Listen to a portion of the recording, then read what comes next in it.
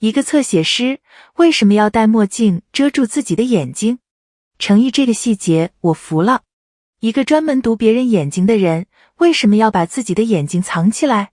你听我说啊，我刷到寿晃那组物料的时候，本来是想看看造型的，结果眼睛直接被那副墨镜勾住了，就再也挪不开了。侧写师是干嘛的？说白了，就是靠观察你脸上那0.几秒的微表情，你呼吸的节奏，去把你心里想什么给扒出来。眼睛是他吃饭的家伙。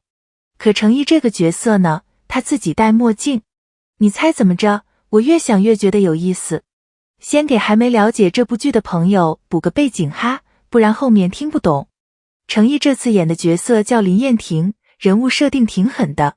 她是个天才心理学家，白天是警局特聘的犯罪心理顾问，斯文克制，戴金丝眼镜，一眼能识破嫌疑人的谎言，业内管这种叫人肉测谎仪。可一到晚上，他就换了个人，为了查父亲当年那桩爆炸冤案，游走在法律边缘，身手凌厉，狠、准、快。白天文弱精英，晚上复仇猎手，这反差本身就够细了。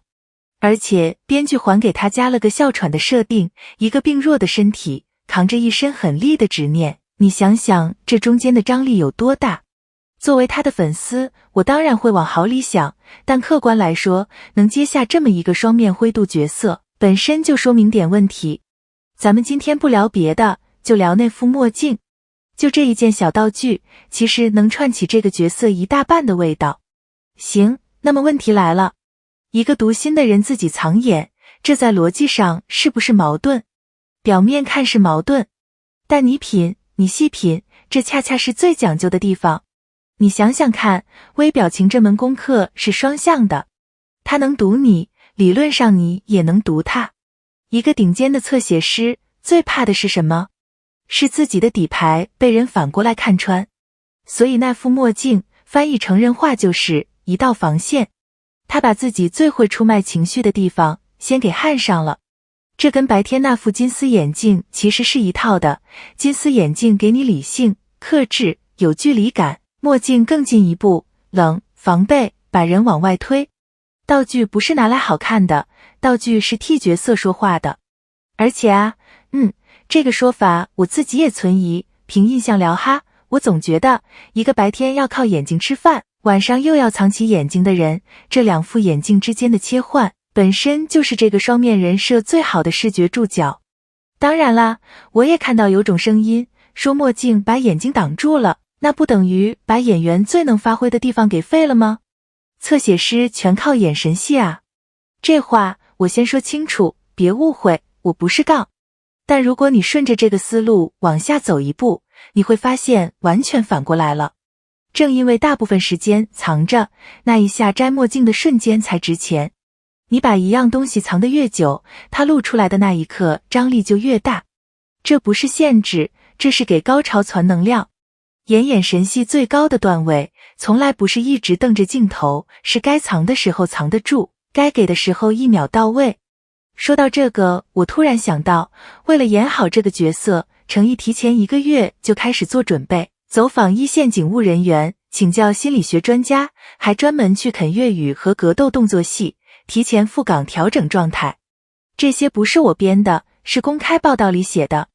所以那副墨镜到底是导演的巧思，还是他自己琢磨出来的想法，我没拿到第一手资料，不敢乱下结论。但一个愿意为角色磨1个月的人，会不会连一副墨镜都想过用意？我倾向于是想过的。好，这个先放一放，咱们说点硬的数据。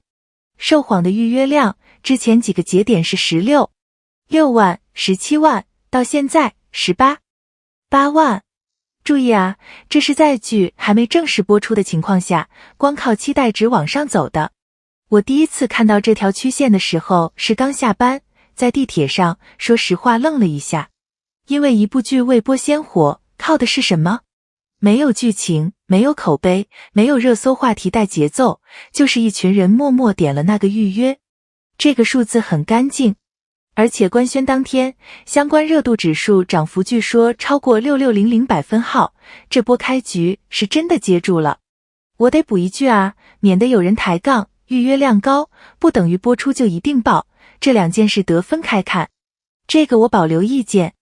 但预约量能稳稳往上走，还是这种匀速上涨的姿态，它至少说明市场在用行动投票，而且这票是提前投的。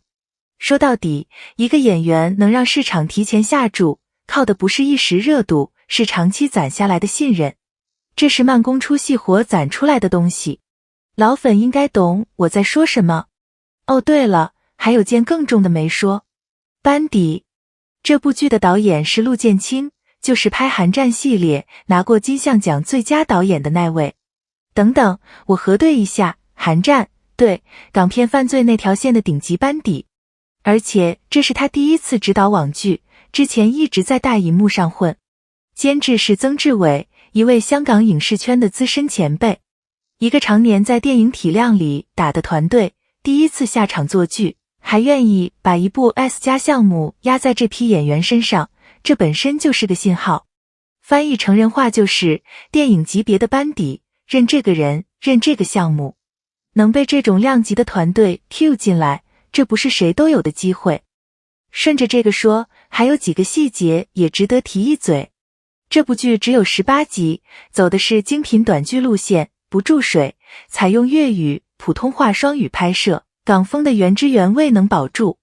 对程毅来说，这还是他离开老东家之后，由自己工作室全盘操盘的第一部官宣作品，也是他继底线之后，时隔4年重回现代剧。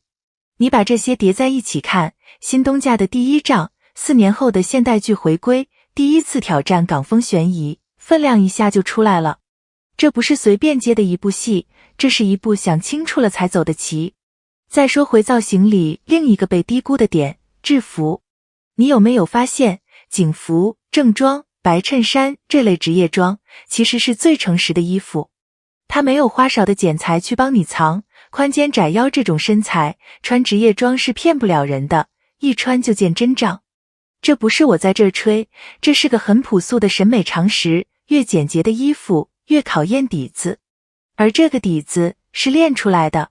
公开报道里说他每周固定做动作训练，一遍遍打磨到武术指导都点头。这种自律堆出来的东西，穿上制服那一刻是藏不住的。这种坚持值得被看见。行，扯了这么多，拉回来。回到最开头那个问题，一个读心的人为什么要藏起自己的眼睛？我聊到这儿，答案其实已经不在那副墨镜上了。真正厉害的人都懂得先把自己守住，再去看穿别人。藏不是弱，是一种更高级的掌控。就像这次转型，他没有急着把所有底牌一次性摊在你面前，而是一层一层稳稳地铺，一副墨镜，一个哮喘设定，一个白天黑夜两副面孔的角色，全都在等那个摘下来的时刻。到底值不值得等，咱们等剧播了再验证。但至少现在，我愿意先压一票。懂他的人会懂。今天这期就聊到这儿。